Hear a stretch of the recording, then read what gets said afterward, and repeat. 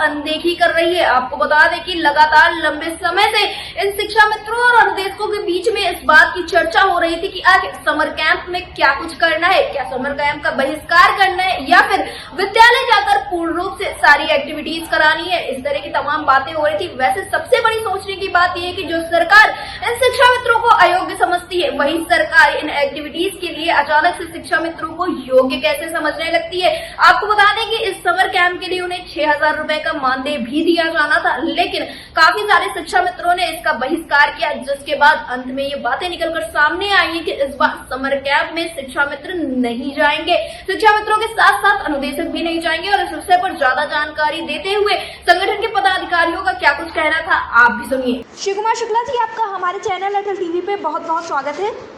धन्यवाद, बहुत बहुत धन्यवाद। शिव कुमार शुक्ला जी, जिस तरह से देखने को मिल रहा है इतनी ज्यादा भीषण गर्मी है और ऐसे में शिक्षा मित्रों के लिए समर कैंप जैसी योजना लाकर रख दी गई है सरकार की तरफ से, जिसका देखने को मिल रहा है काफी ज्यादा विरोध होता हुआ नजर आ रहा है। तो आपका क्या मानना है, क्योंकि सभी का कहना है इसका बहिष्कार किया जाए, आपके हिसाब से क्या कुछ करना चाहिए?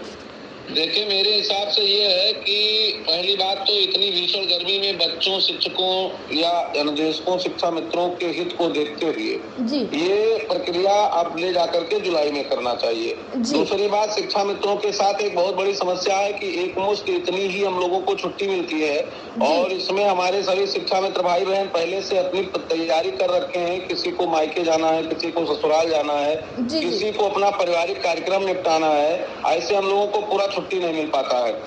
तो इस दृष्टिकोण से भी हम इसको करने में अक्षम हैं, हम नहीं कर सकते।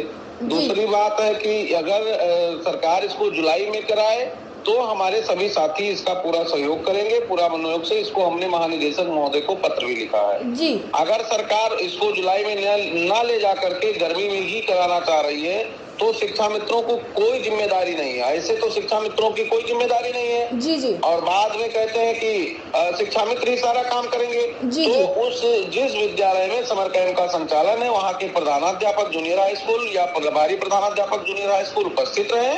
उसके बाद उनकी देखरेख में, उनके रखरखाव के, उनकी उपस्थिति में अगर संचालन होगा तो हमारे लोग सहयोग करने के लिए तैयार जी। शिव कुमार शुक्ला जी, मैं आपसे जानना चाहूंगी, महानिदेशक को जो आप लोगों ने पत्र लिखा तो उस पर उनकी क्या राय थी? अभी उनका राय आया नहीं है या नहीं आएगा, आज फिर बात करेंगे जी। तो शिव कुमार शुक्ला जी, जैसा कि कल से शुरुआत हो रही है समर कैंप की, तो कल आप लोग विद्यालय नहीं पहुंचेंगे? अब कहाँ पहुंचेंगे विद्यालय? आज से लोग छुट्टी होगी, अपने अपनी व्यवस्था में लगे हैं कि किसको कहाँ जाना है। जिस बहन की अभी हमारा ट्रांसफर नहीं कर पाए गवर्नमेंट, ट्रांसफर कर देना चाहिए। आप बताइए, जिसको 70 किलोमीटर 60 किलोमीटर जाना, वो 60 किलोमीटर जाकर के समर कैंप संचालन कर सकता है। शिक्षा मित्र इतनी भीषण गर्मी में, सबके लिए गर्मी है, शिक्षा मित्र और अनुदेशक के लिए कोई गर्मी नहीं है। शिक्षा मित्र कहीं पत्थर का बना है क्या? जी।